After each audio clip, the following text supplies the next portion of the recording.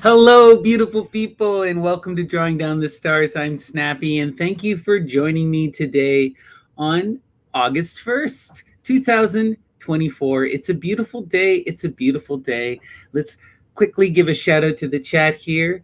Good evening, Lisa. Good to see you, Gandhi. Good to see you, Christy. What a beautiful day. Thank you guys for joining me. This is going to be so much fun. So let's start off by talking a bit about our astrology. We're still in this profound energy of the sun in Leo, which is that confident, bright energy of being our unique, confident selves, of moving in flow, of taking charge, of being that strong, confident self. Good to see you, Mother Rhea. Much love. Good to see you, Nikosmas. Good evening.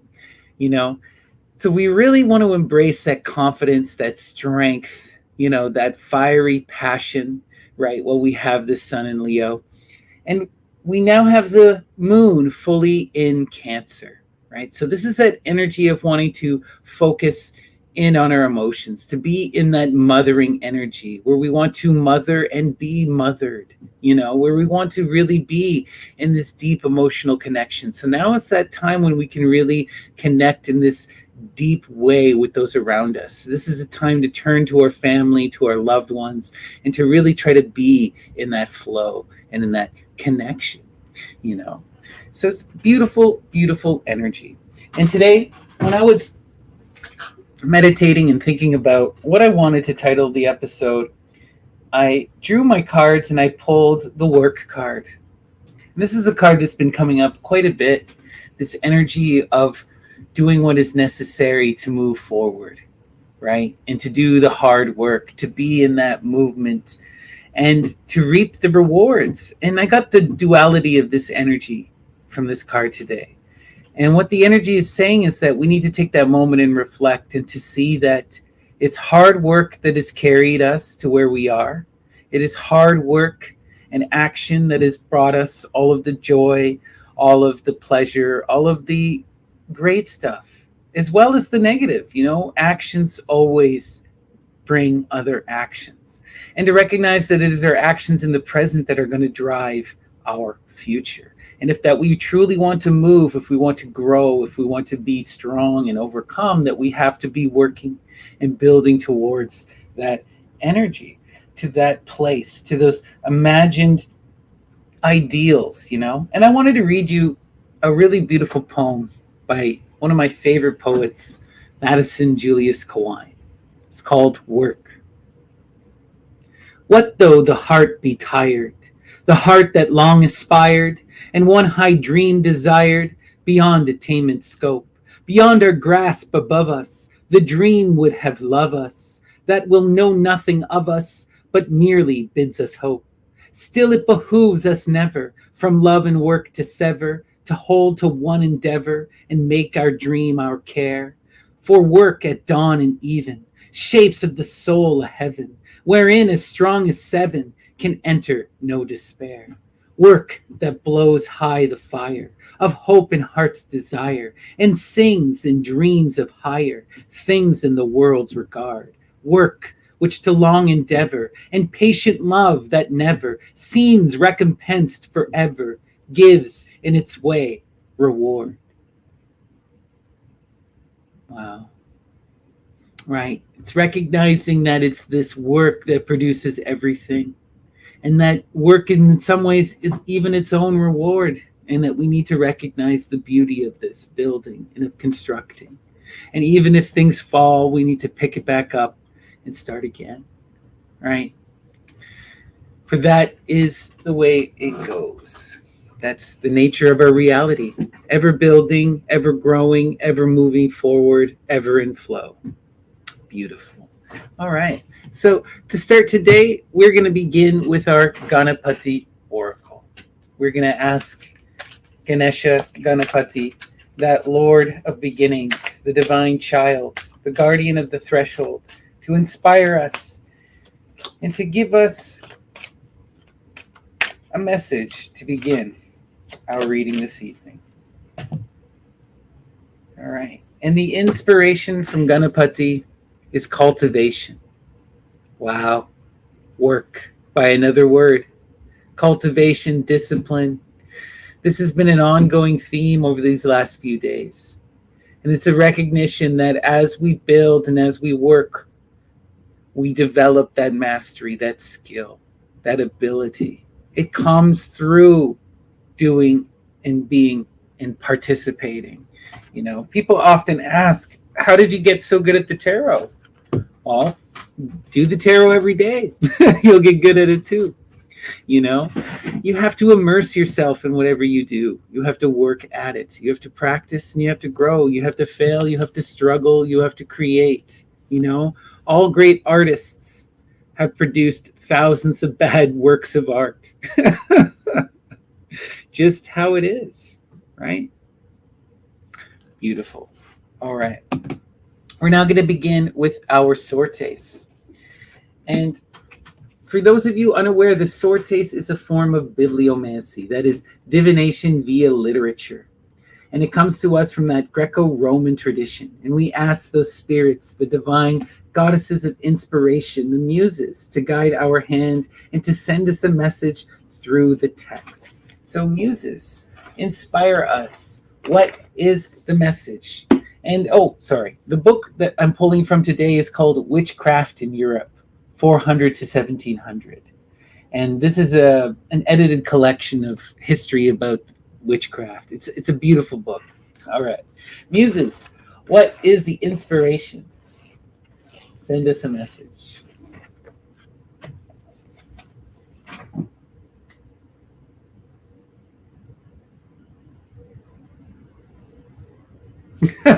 This is the way the devil nowadays procures simple Christians and curious folk, not well versed in the faith, as well as those who are inordinately inclined to temporal riches, honors, and vanities, to licentious carnal delights, and to the vain investigations of occult matters. He deceives them as he did the first woman, by promising them wisdom and knowledge of things that cannot be achieved through natural means, such as knowledge of secret events that occur in distant and remote parts.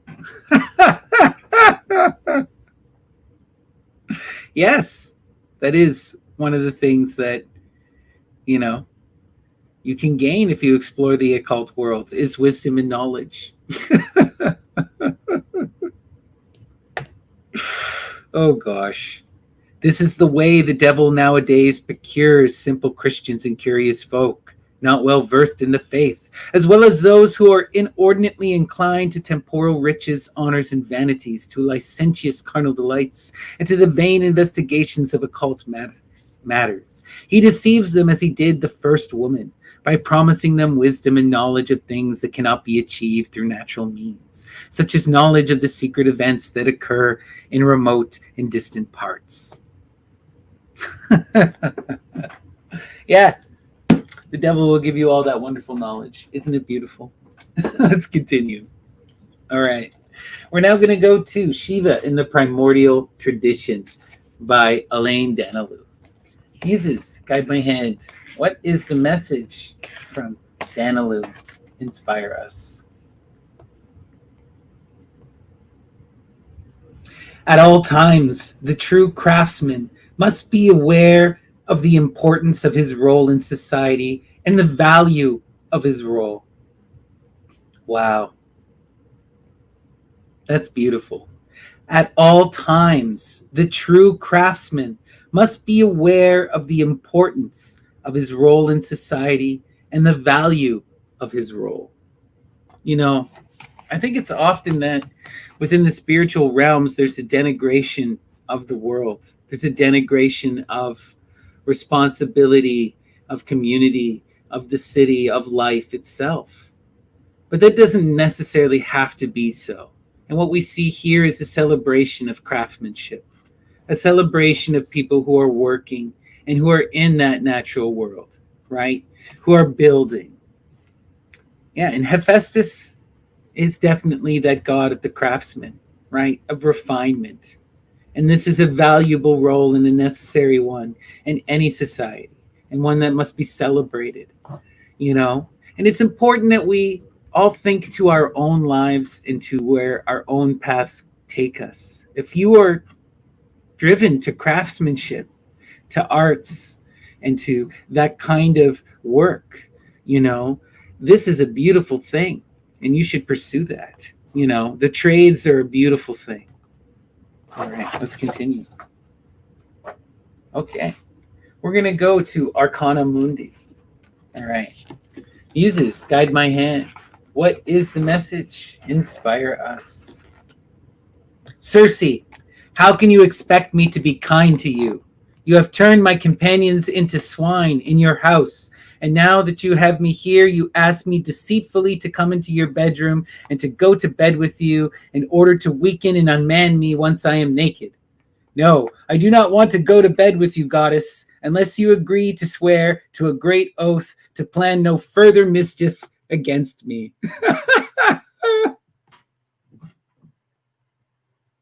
Wow. I'll read this again. Circe, how can you expect me to be kind to you? You have turned my companions into swine in your house, and now that you have me here, you ask me deceitfully to come into your bedroom and to go to bed with you in order to weaken and unman me once I am naked. No, I do not want to go to bed with you, goddess, unless you agree to swear a great oath to plan no further mischief against me. Oh, wow. You know, but always within these stories are lessons to be learned, right? Odysseus is able to approach the great goddess Circe because of that magic herb, the holy moly, which protects him, which is given to him by that god Hermes, right? And even he recognizes that you can only resist a goddess so much, which is why he bargains with her, you know.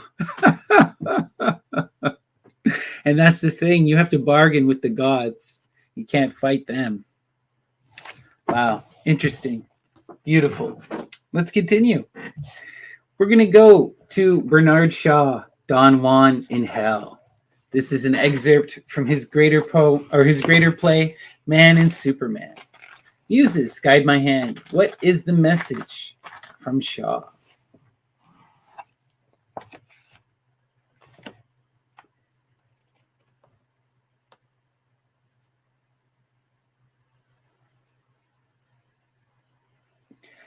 I beg you not to begin talking about love. Here they talk of nothing else but love. Its beauty, its holiness, its spirituality, its devil knows what. Excuse me, but it does so bore me. They don't know what they're talking about, but I do.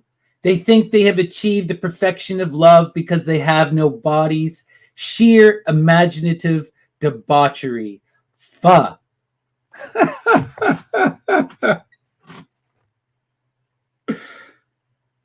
Wow. I beg you not to begin talking about love. Here they talk of nothing else but love. Its beauty, its holiness, its spirituality, its devil knows what. Excuse me, but it does so bore me. They don't know what they're talking about, but I do. They think they have achieved the perfection of love because they have no bodies. Sheer imaginative debauchery. Bah. Wow. Interesting. You know, there's something to be said of talk and experience, and there's something to be said about the body, right? Imagination does not much in comparison to real physical love with another, you know?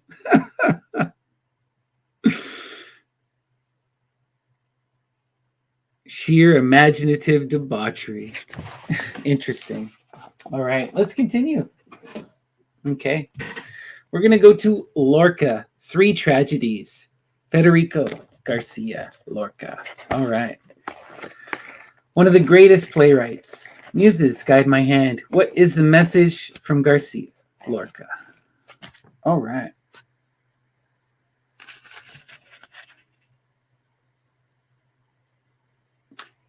Wow. Maria makes a gesture as if to shoo and take the child. Take him, he's happier with you. I guess I don't have a mother's hands. Take him, he's happier with you.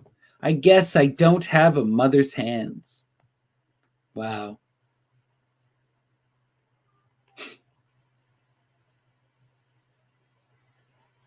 Interesting. It makes me think of this idea of moving and growing out of the home and becoming an adult.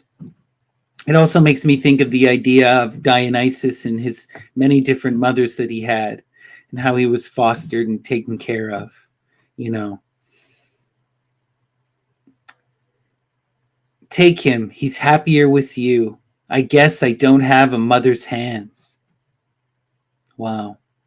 I'm going to read what she says here, her reply, because it's interesting. Why do you say that? She rises. Because I'm tired. Because I'm tired of having them and not being able to use them on something of my own. Oh, wow.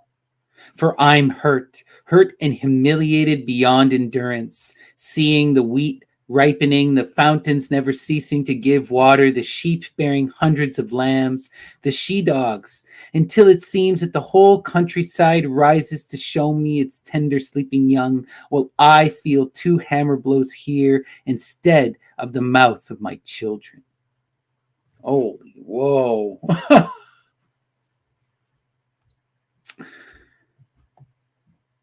For I am hurt and humiliated beyond endurance, seeing the wheat ripening, the fountains never ceasing to give water.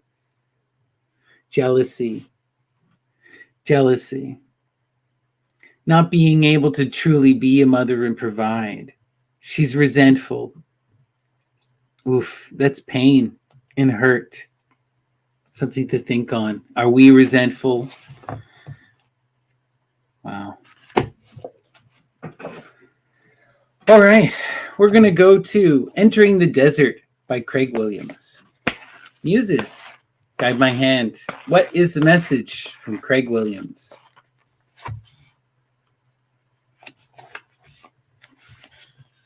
Just as you would try to protect the flame of a lamp by covering it with your hands, you want to protect the mind that sustains a state of equanimity, silence, and simplicity.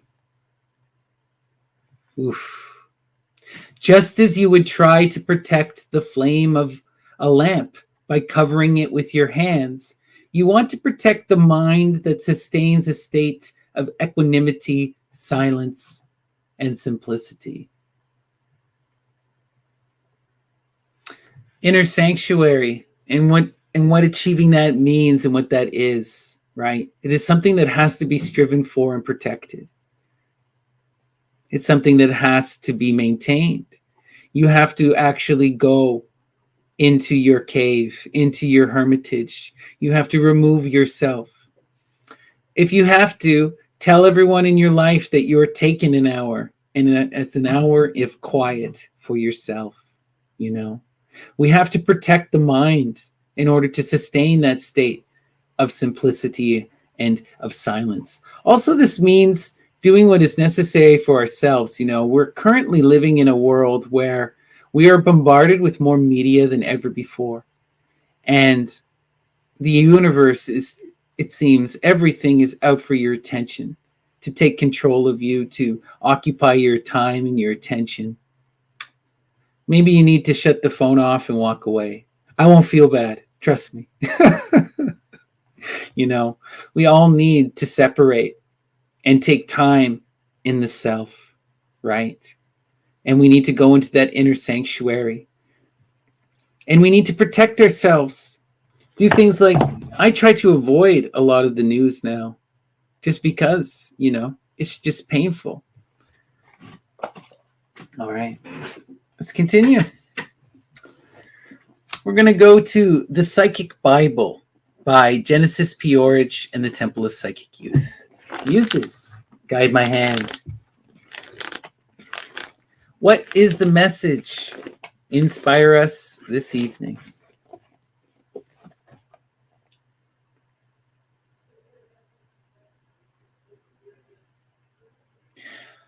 I think symbols are critically important. I think that symbols are critically important. Wow, I can't say that enough personally. There's something about symbols and the symbolic and images, and the creation of images, and the creation of ideals, and the power of images to change people's mind and to express story. You know, the symbolic world is a world unto itself. And you can utilize symbols to your advantage and can create symbols to help yourself and the world around you. There's power in sigils, in logos, in the manipulation of signs, in the language, right? All magic is grammar, you know. Play around with some sigil magics. Play around with making your own logos and your own ideas distilled into a sign, right? Beautiful. Interesting. Okay, let's continue. We're going to go to my dear friend Graham's The Shape of My Will. Uses Guide My Hand. What is the message from Graham? Inspire us. This is beautiful. This wasteland shall become a lush forest. This wasteland shall become a lush forest. Wow. Isn't that magic of transformation and of the great power of nature? The ability to transform or terraform the wasteland back into life again. And the cycles can repeat. That which is dead can be reborn into life, you know? It's not much of a difference. It's almost as if consciousness is inherent in the matter itself, and it just needs encouragement and love. Beautiful. Right? Okay. We're going to go to Bullfinch's mythology. Okay. Muses, inspire us this evening. What is the message from Bullfinch's mythology?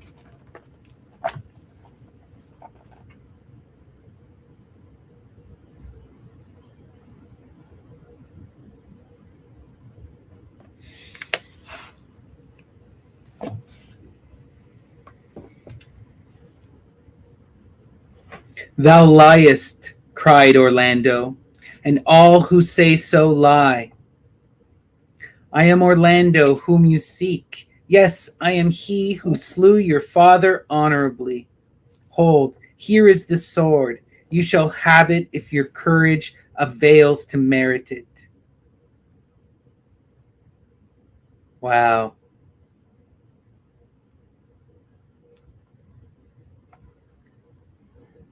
Wow.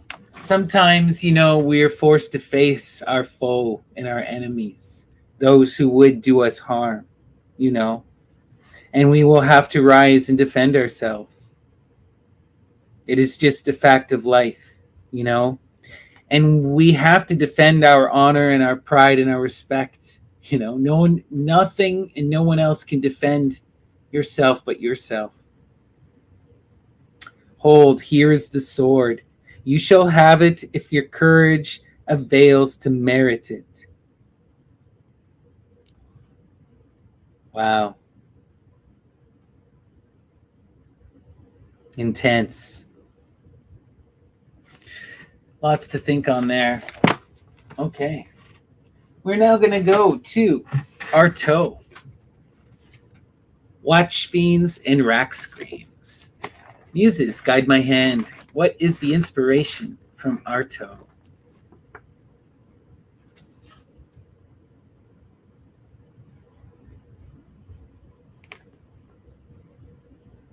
For God is called by its real name, Artaud, and the name of this kind of unimaginable thing between the abyss and nothingness, which partakes of the nature of the abyss and nothingness, and that one does not call or name. And it seems that it is a body too, and that Artaud is a body too. Not the idea, but the fact of the body, and the fact that what is nothingness is the body.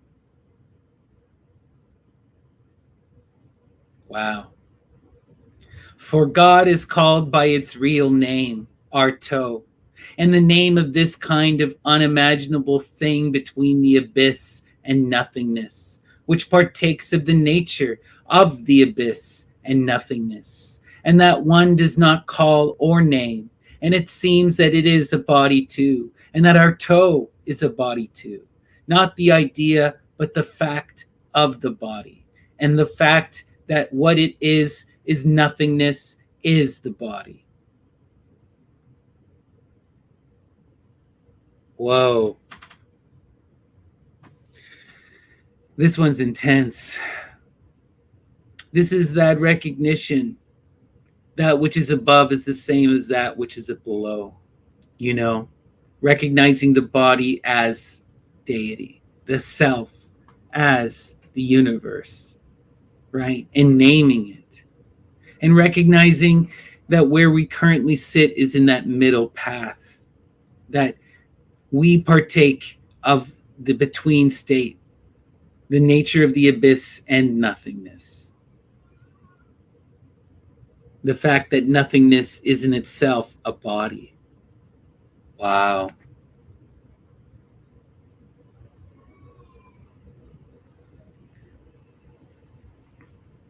The unsoundable abyss of the face, of the inaccessible plane of the surface, through which the abyss body shows itself. Gaze into the face of God and know thyself.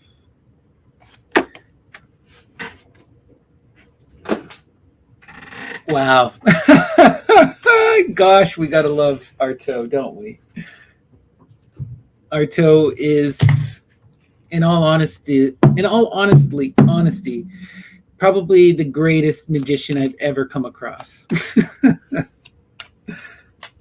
Even puts people like Crowley to shame.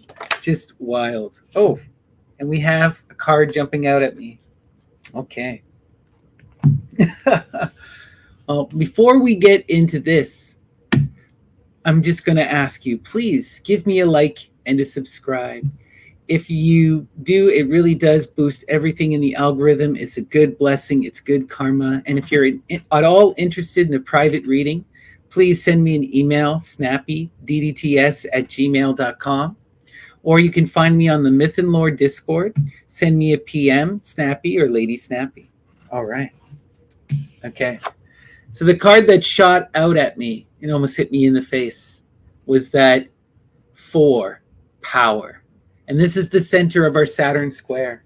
So we're going to invoke that spirit of Saturn. And we're going to ask him to dissect our life, to cut it up and put it on the plate, to show us the conflicts. And we ask, how do we move and flow? How do we evolve? How do we manifest our true will? All right. So the 4 of discs, right? This is foundational energy, family building, right? This is that core of who you are, right? This is going to that true base. Who are the relationships that are most important in your life? What are the things that define you? Your job, your home, and things in the physical, in the real nature, real physical connections and love. Okay. That is your power. That is what you're building upon. The defining things. We're just talking about the nature of the self and knowing the self. That's that true power right there. Okay. Connected to this foundational energy, we have the Prince of Swords. This is that outgoing energy of someone pursuing the intellect, someone refining and trying to pursue knowledge and justice, right? But they're showing up in kind of this immature way, right? And they're projecting and they're kind of battling and meeting resistance with those around them. I see this energy as very idealistic, right? This is the energy of the young person who wants to change the world and thinks they know what is right. And then when they meet the resistance from the old guard, Rather than try to work with or understand, they fight. We've all encountered this energy. And this is profound, powerful energy if it can be directed in the right way. If it is not fighting with those around it, but harmonizing. Okay, let's see where this is going. Right. We've been dealing with this struggle with this energy for a while now. The failure, right? This is us trying to manifest and build that tower, to build upon that four of our foundation, that power. Look what we see here. We have that four, the foundation, as our base. But as we build, we're building it incorrect, lopsided, right? This is a tower that is doomed to fail, right? For it was built carelessly. What we see here is that this kind of immature energy, even though it is in this pursuit of the intellect and wisdom, right? Its immaturity and its reckless nature, it's what's causing the failure of this expansion.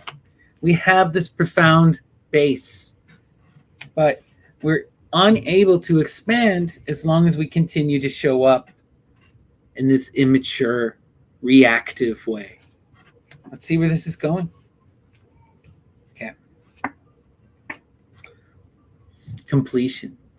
Connected to this power, this foundation, is we're completing a cycle. So for many of us, this is about actually building and securing that foundational energy. The foundation is not something that's guaranteed.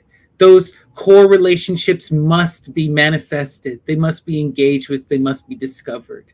So this is about connecting in passionate love, coming to completion, finding where your passion is driven, and connected to that power. This is recognizing those core people, those core things, those core desires that make you up, that are those foundational energies that sustain this sense of self, right? So you know what you want, you know what you need, and now it's about building upon that. Let's continue. Wow.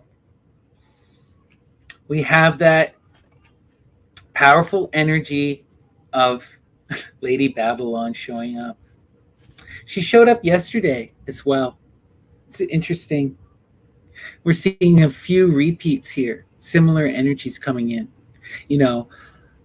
The strength, the lust card. This is all about transforming your surroundings, flipping the poles, having the strength to draw down the stars, right? To manifest that unveiling, to bring the apocalypse, to ride the beast and bring about that profound transformation, to do the physical work, right? That conduit between worlds, that absolute middle, right? The driving force. Coming to that completion energy, you are manifesting this. You are drawing down the stars. You are flipping and transforming.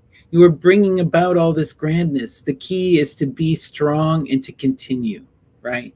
To pursue this energy, to embody that fiery feminine, it's that transformative energy, right? She rides upon the beast. She transforms that monster into a unicorn, right?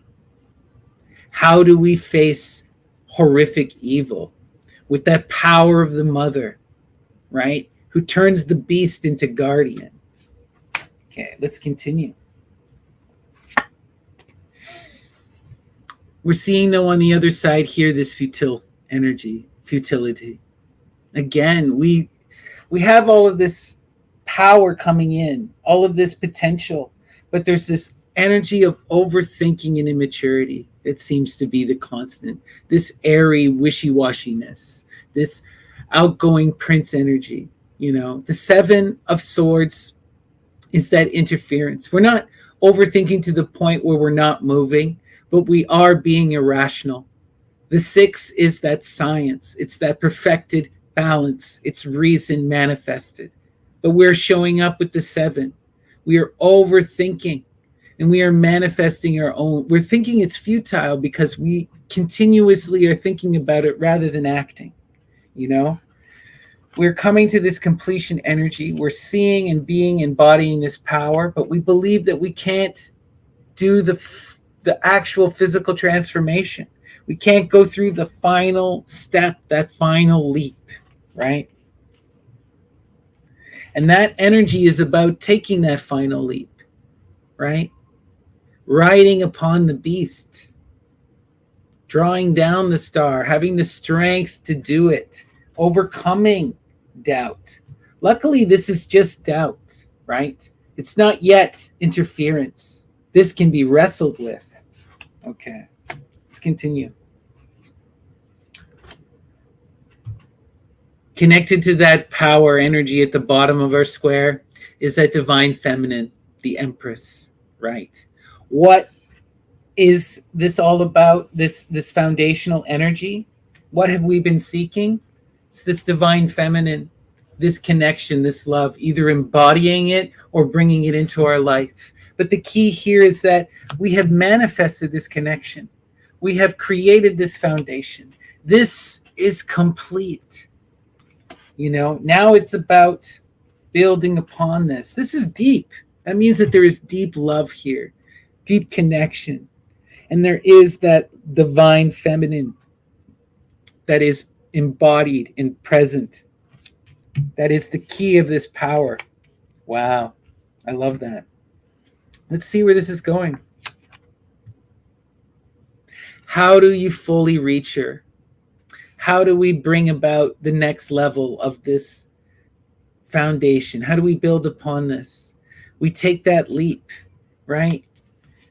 That feminine is now in our life. She's here. And now we have to embody that energy of Dionysus, the fool, right? Don't overthink any of this. Stop overthinking this. Go for this. And this can come in two ways. Either this is an energy you're meant to go towards, or an energy you're meant to embody. You know who it is for you. But again, this couldn't be more clear, right? Take that leap. Chase after her. And the final card, let's see. Right? Nine of Wands. Strength. That is so beautiful.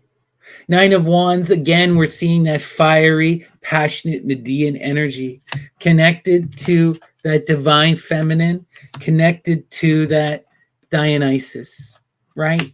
Having the strength, again, having the strength to manifest your will, to go through the transformation, to take the leap, to chase and become, right? To draw down the stars, to ride the beast. Wow. Beautiful, beautiful, beautiful energy. Okay. Before I flip my camera and we take a look at our full square, please give me a like and a subscribe. It really does make a big difference in the algorithm. It boosts everything, and it is good little blessing and good karma. And if you are at all interested in a private reading, please send me an email, snappydts@gmail.com. All right, here, let's take a look at our full square. Okay. So we're going to start here. Wow. You know, this Prince of Swords is faced with really powerful, transformative energy, and they need to take responsibility, to stop engaging in petty conflicts, to focus upon the self and do what is necessary. And in this case, this means being in that fiery, passionate energy, right? Dionysus, in adoration of Venus, taking the leap and going after her, following after that lust, after that love, being driven by that love, following that fiery passion. That's where we're going, right? We are chasing after her. Who is Dionysus? He's the chorus leader. Where does he lead us? Up the mountain after her. Beautiful. Beautiful. We just have to be careful, right? Because we are showing up immature. We are showing up reckless, you know? We have to embody that strength, and we have to take the leap, and we have to be sure. Beautiful. Okay. Coming to our center, right? We have connected to this divine feminine. We have found our center. We are creating and manifesting this power base, right? So this part about knowing the self and where to go, what we are after, what we want, this is completed. What we wanted, where we're going, what we need is that divine femme, right? Now it's about manifesting this energy truly, truly transforming and embodying this. Whether that means going to that person and being in a connection or becoming that person yourself. You need to determine how this energy plays out in your life. But this is deep, transformative energy that you must follow, right? That's your power. This is what you're after. Your love is completed here, right? Beautiful. Okay. In the face of failure, in the face of futility, we must focus on that fire of the will, of our passion. And this fire of the will and our passion will give us the strength to persist in spite of the failures, in spite of the self-doubt. All of this can be overcome with the strength of that fiery, passionate love, right? The fiery, passionate love for this divine feminine. This fiery, passionate love that is going to drive us to transformation and to take that leap, right? Beautiful. Wow. You know, when we look at the crosses, we're going to see very clearly. So, where the issue is in the act of taking the leap, of making the movement, of going through that physical transformation, right? Dionysus is the one who is ripped apart to know himself, right? Phanes becomes the many. What that means is devastating, right? He has to lose himself in that experience of Pan, embrace the panic, face the fear, and go through creation. Lose himself entirely. And there's a belief that we can't do this, that we can't overcome. But if we look at the other side here, we have all of this ability, we have all of this power, all this passion, all of this strength. It's just about embodying it and continuing to pursue it. We are building this tower. We are manifesting this foundation. We are creating that family. We've discovered what we want. You know, forget about the failures of the past. Forget about these thoughts of futility, right? Let the thought go. Let thought focus on, there's all this talk about in magic. We need to be in this state of, it doesn't matter about reward. Don't think about rewards. Don't think about gain. Just think about movement and transformation. Just embrace love in life. And as long as you pursue that will, right, these things will come. That's how you get over this, right? This prince needs to show up with more reason and not be so reckless. Take that leap, overcome this futility. And if we look at the final cross here, look, right? Through that strength, through that fiery passion of the 9, through that strength, we can manifest this power. We can bring this family. You can have this dream, which you're building, which you're connecting to with this divine femme. You can become this, or you can bring this into your life. The cycle is completed. It's just about taking that leap and having the strength to do so. Beautiful. All right. I hope that resonated with you all. It certainly resonated with me. Beautiful, beautiful, beautiful. And let's do one final sortes to end our night. So we're going to go again to The Shape of My Will by my dear friend Graham. Muses, what is the message, the final inspiration this evening?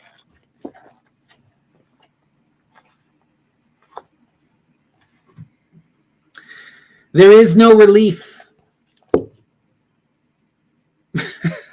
There is no relief. You can look at this two ways. There is no relief. There's only work, right? This is a painful thing, but all you can do in the face of such reality is to recognize that you have to work and face it. You know, life is suffering, but it is also love. And you can overcome the suffering with love, but you have to strive for it. Love requires work and action.